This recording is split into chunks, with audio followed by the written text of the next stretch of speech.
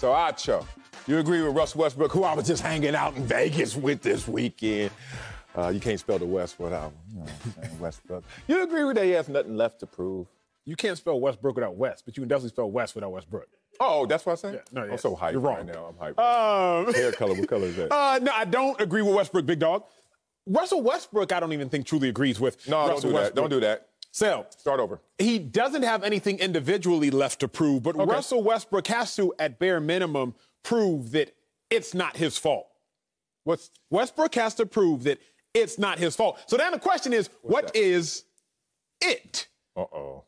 The fact that he ain't won a chip. So, in 10 collective years, 1 decade, Westbrook would have played with the 2 best players of the generation, LeBron James, Kevin Durant. Westbrook would have played with the greatest scorer, statistically, many argue, of the generation, and James Harden. So you telling me you got 8 years with KD, you had a year with Harden, and you have a year with LeBron this upcoming year. At minimum, you have a year with LeBron. If you don't win a chip, then it is your fault. And the it being the fact that you ain't won a chip, because KD didn't win with Russ, but he left and he won. Okay. LeBron, we've seen him win with a plethora of different teams and different organizations and different players. James Harden is still yet to win, obviously. But Russ, big dog, you know you got something to prove. And you ain't got nothing to prove to me. Who am I? I'm just up here getting paid to talk. So who you talking for? But at a minimum, he has something to prove to himself. Because, Sel, only you have to live with you. I think you said wherever you go, that's where you are. Everywhere you go, there you are. Everywhere you go. Everywhere Russ goes, when he lays his head at night and he realizes, man, I ain't got a chip yet. Sure, he can question if it's this fault, is it that person's fault, coach's fault, et cetera, et cetera. But at the end of the day, I think Russ has to wonder, man, is it on me to some degree? And that is what he has to prove. He ain't got to prove none to me, ain't got to prove none to you, ain't got to prove none to the fans. Might have to prove something to his teammates, might have to prove something to his coaches, might have to prove something to management, but for sure, he has to prove it to himself. That at the end of the day, how could I play with KD for 8 years and not have a chip? I played with Harden and KD, albeit we were young in our careers and we didn't get a chip. I played with Harden and I ain't get a chip. I played with PG for 2 years. I ain't get close to a chip. Now I'm playing with LeBron. If I don't get a chip, who else do I have to blame? Who else do I have as causation? There is no one else. After a while, after process of elimination comes and goes, and everything else will be eliminated as factors for not having an NBA title, if Russ does not get one, he will be the only factor left. Okay. I agree with Russell Westbrook. He has nothing to prove. First, I'm going to trust the man and take the man for his word. I'm not going to come out with a take that basically is going to be summed up as Russell Westbrook's line. You do that all the time. I don't. You do that with KD. No, I don't. Yes, you did. What I say? When KD said that Giannis, what KD say? On the spot. You can't spell the West without Westbrook. You stuck. Keep going and I'm coming back. I will keep going. I know damn well what you trying to do to me. It's not going to work. I love the fact that you said that Russell Westbrook has to prove this to himself. Yes, sir. Because people will love to move the goalposts for you if you allow them. And those people are the same people who can't accomplish what you accomplished, but they'll move the goalposts for you. Be careful of that audience. We kind of talked about this last week in the pyramid of success. Yes, sir. That your audience is really an audience of failure. Most people in this world have failed in terms of ambitions and goals. I'm just telling you the facts. Now, Russell Westbrook is in the 0.1% of people that have ever walked this planet. But then he will allow, if he's not telling the truth, which I believe he is, but he would allow those 99.99% of the people that are walking the planet that have failed in comparison to him to move the goalposts for him. I won't allow that to happen. And it sounds like he won't allow that to happen. Because in the creation of goals, people are saying process elimination like you did. Russell Westbrook, the only thing you haven't accomplished is winning a championship. And he's like, y'all trying to eliminate something, but who created this goal system? Who created this paradigm for me? Oh, you did? Let me tell you what mine looks like. Mine looks like Luzinger High School in Lawndale. Mine looks like a kid from the inner city who went to college. Mine looks like a guy who went to the pros. Mine looks like a guy who's not only been in the pros, but is an MVP in the pros. 2-time scoring champ. Led the league in games played 5 times in his career, so I'm durable. Mine looks like my career earnings are $244 million. I'm due $44 million this year. Mine looks like I'm a Jordan Brand athlete and just renewed for another 10 years. Mine looks like I own 10 car dealerships around L.A. and I'm back home so I can kick my feet up. But the 99.99% of this planet is going to sit there and say, where's your championship? Let me tell people that once you retire from football, you ain't going to ever get a mortgage based on championships. You're going to get it based on your money, based on your success, and based on who you became in that game. Russell Westbrook is playing the game the proper way. I end with this because we're going to have layers on this. I know it. What does your father do for a living, sir? Psychologist and a pastor. Psychologist and a pastor. Sir. I saw some teasers on the internet from you. It sounds like Uncomfortable Conversations with Emmanuel Acho. Yes, sir. And we're going to talk about what now? Mental health. Oh, mental health. Yes, sir. So in terms of mental health in that transition, isn't it mentally healthy for Russell Westbrook to sit there and say, of all the things I accomplished, maybe I should feel some sense of accomplishment versus the one thing that you want him to continue to chase that is not even based on just him. He's been Mr. Triple-Double. He's been an MVP. That hasn't added up to championship. But now you're going to sum up his career as championship or bust? Oh, your father will be ashamed. I ain't right. I hate you. Your daddy mad at you, son. I hate you. Go. Here's the thing, Sel. Yes. Here's the thing. Yes. What you like to do is this. You cannot compare Russell Westbrook, who is the most elite of elite of elite in life, to those that have not reached any of their or maximized their ambitions. Okay. That's not what we're doing. All right, that's not. What I want to do with you, Sel, is let's compare like people. Okay. You know, when you're on a football field, America, when you're working out off-season workouts, summer workouts, you work out with like positions, right? Linebackers work out with running backs. Defensive linemen work out with offensive linemen, maybe tight ends if they're defensive ends. You work out with people that are like you physically because it's the only way to actually get a good comp. I'm not going to compare Russell Westbrook to the person who is working at the car dealership, etc. Okay. I'm going to compare Russell Westbrook to the elite athletes. I'm going to compare Russell Westbrook, an MVP, to other MVPs. And when I look at other MVPs, whether it's Giannis, who just got himself a chip, whether it's KD, who has a couple chips, Steph Curry got a couple chips, LeBron James got a couple chips, he has fallen short to other MVPs. But he's already in the elite of elite category. So, yes, Russell Westbrook, compared to myself financially at this point in life, and compared to the rest of the world, is one. But we comparing like people. I get it. And when you compare Russ, the MVP, to other MVPs, then he got something to prove, big dog, because he's too good. Why? He's too great to have not won a chip. Like, you're that good. And you ain't won a chip. And you played with players that are that good. Imagine playing with Jordan and having not won a chip. Imagine playing with Jordan for 8 years. Because we've created KD to be one of the best players to ever touch a basketball in life. So if KD is in the breath of Kobe Bryant, Michael Jordan, LeBron James, Magic Johnson, Larry Bird, if Kevin Durant is as good as we've made him out to be, and Russell Westbrook, you played with Kevin Durant, then either you were a detraction or KD ain't that good. But we know KD is that good, at least you believe so, and I believe talent-wise he is that good. So now, if you couldn't win with 8 years of KD, that says a little bit something about you. I'll put it like this, now I'm done. I'm liking it. No, don't be done. I'll put it like, I'm done with this lap. Oh, okay. We know that Usain Bolt is the fastest man to have ever lived. At least based on time. And every time, 2008, 2012, 2016, Usain Bolt ran a 4x100 meter, Marcellus Wiley, what happened? Win. They won. So if all of a sudden Usain Bolt runs a 4x100 meter race and his team of Jamaica loses, I'm not looking at Usain Bolt.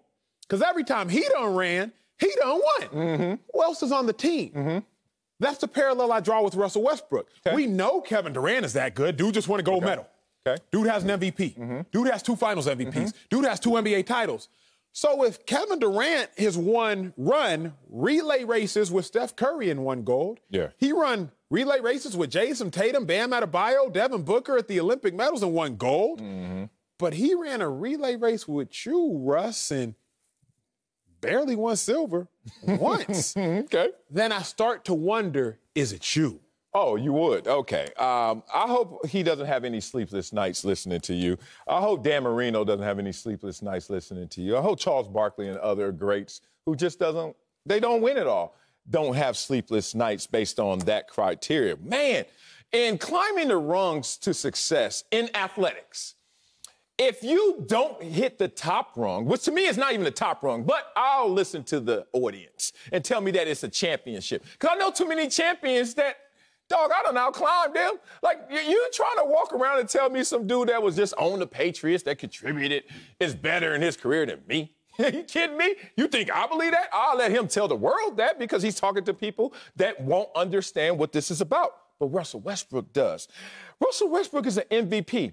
So for 1 year, at least, he can say, I'm the best player on the planet. Yes, sir. Doesn't that tell you that being the best is not good enough? And that's something that you got to have some solace with if you understand who Russell Westbrook is. Because he started off not being the best. First year at UCLA, didn't really start that much. One game, matter of fact. Next year, started a bunch of games. After that, he's in the league.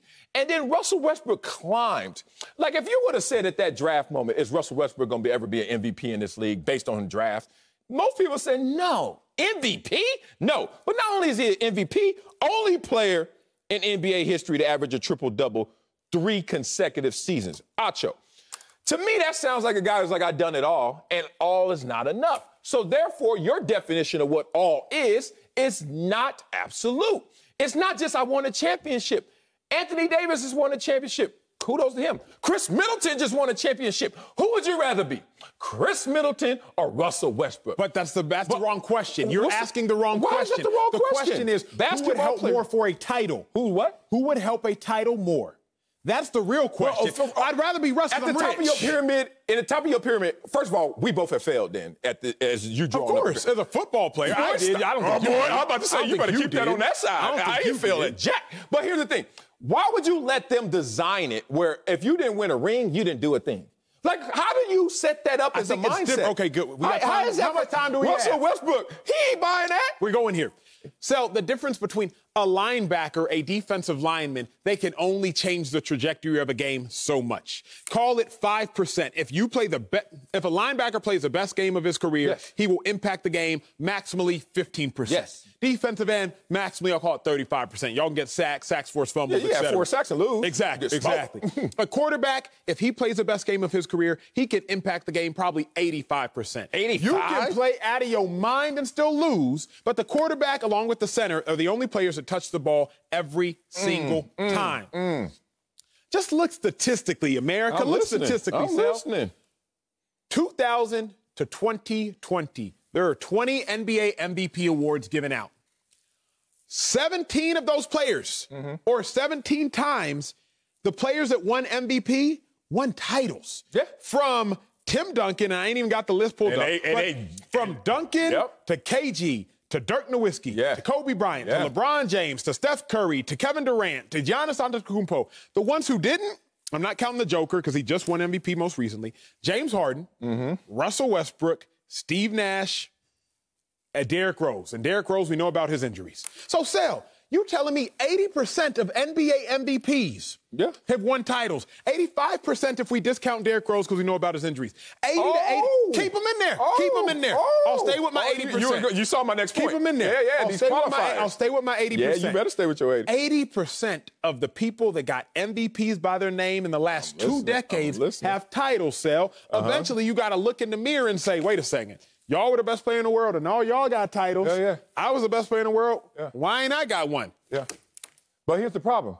You just gave me one qualifier. You tried to take it back, but I'll give you some more. This ain't prime LeBron. This is hurt AD. And now we're going to sit there and put it on Russell Westbrook. So in this, look, if you play with Jordan your first 5 years or his last 3 years, good luck. How that look for you? Oh, you with Jordan, which is, dog, he ain't ready, we ain't ready. So there's sometimes timing is everything. We know that. So with Russell Westbrook, he's trying to understand this. I'm coming to ball. I'm coming to do it all. I'm coming to do the dirty work. I'm coming to play and make LeBron's life easier. But how dare y'all, in a conversation of sports, which is a means to an end, try to make a sports conversation a life philosophical conversation and make me feel like I got something to prove. Oh, we're not talking about life, Sal. Okay, You know, we ain't even talking about basketball. I'm not talking about life. We're not talking life? Well, we ain't even talking basketball. Name how many dudes are MVPs. First of all, let's just start eliminating the room. Who, if you ain't an MVP, get out this room. Yep. All right, good. You know what? You ain't won. You know 430 dudes is just left, and it's just sitting. You got enough for a table. Just you and like 20 dudes. And you trying to say that he still has something to prove? Yeah, then he's like, how many of y'all led the league in triple doubles? Sal, the reason 1, 2, 3 times. The reason, people gotta leave. The reason is this. What does he have to prove? You have been much more frequently than I to exclusive clubs. Clubs that regular people can't just get into. Where'd that come from? Oh. Right? Like, you've been to clubs where you walk in and I'm saying, not now, I'm saying, and everybody's a name. You feel me? You got an A-lister, you got another A-lister, you got. They were in Vegas this week. Even within those exclusive clubs, where everybody is somebody. Everybody. It's still levels. Yes. And so Russell Westbrook, he's in the club. He's in a club that I can't get into. I am humble enough to admit that. Yeah, me too. But within the club, now that they let us into the club and they said, okay, Acho, Marcellus, you go into the club with your clipboard, take your notes, and just make your notations. I'm saying within that club, there are levels. Okay. Russ is not sitting at the high table just yet. Russ is still standing at the bar with the drink. LeBron is sitting at the high table. Kevin Durant is sitting at A table. Steph Curry is sitting in between Kevin Durant and LeBron James. But Russell Westbrook, he is in the club. Yeah. He is one of the greatest basketball players of this generation. Yes. But he ain't got himself a chip. Okay. Let me tell you like my therapist told me. He said, Marcellus, you won. Remember I told you he brought me to tears? He said you won. And look, Russell Westbrook knows he's won. Now, we're going to get into some What? He's won life. He's won life, and he's won basketball. Hold on. If you had Russell Westbrook's career, and then somebody walked up to you and say, oh, man, you got something to prove, how would you really feel? Like, if this were your son, forget you, because I know you got the ego, and you could be self-deprecating and all that. What about if this was your son? What if this was MJ? My son MJ was Russell Westbrook, and somebody walked up to me and said, your son got something to prove. Of course, I would coddle him. No, coddle him? I would correct him. As an analyst, does Charles Barkley not have something to prove? He would tell you. No. Even when he's on set with even when he's on set. In pursuit of something and not being able to attain it doesn't mean that you have failed. Think about that. It literally means you failed. No, it does not. To pursue something and not attain it is failing. Hold on. You forget the transition. To win an MVP, if you don't win an MVP and you try to do that, who do you blame? Yourself, right? Yes, yourself. Okay. Who gets the award? I know. You. If you, as a team, don't win it all, do you blame yourself fully? If you are the leader, yes. If you're the leader? Yes. Oh, my God. Okay. You have to. So Dan Marino failed. Jim Kelly? Do you understand what Jim Kelly was up there? Fran Tarkenton?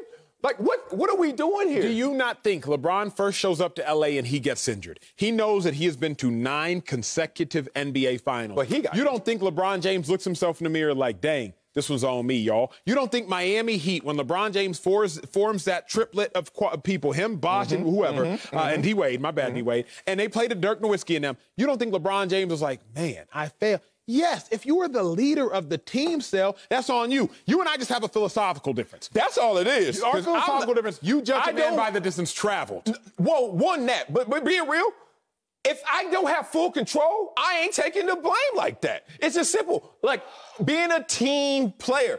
Dog, you could be in the game and not mess up at all. Phillip Rivers lost to the Buffalo Bills, didn't commit 1 turnover, 472 yards, and they lost. And do you think Phillip Rivers got to go back and say, well, that was a championship opportunity. Another time, championship opportunity, he has an ACL injury, and they play the New England Patriots in the AFC championship game. He's hurt. Like, all I'm saying is, y'all trying to tell this dude, Phillip Rivers, he got something to prove. And that's just silly to me. He absolutely does. Why? Because it's a team game. Because Phillip Rivers. Why are you judging him by a team accomplishment? Okay, we going to get it. Because my same Phillip Rivers note is my Matthew Stafford note. So I'm good here. Wow. I'm going to put a pin in this one because in this next block, I'm going to continue this conversation. Woo! I didn't know so many people looked in the mirror with you when you looked in the mirror. Okay.